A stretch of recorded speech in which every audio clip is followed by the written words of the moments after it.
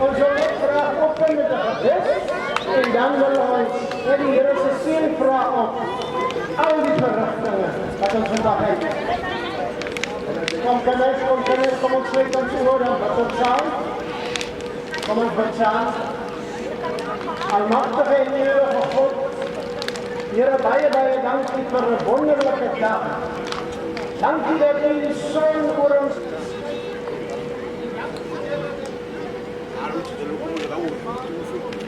Kamu jaksa,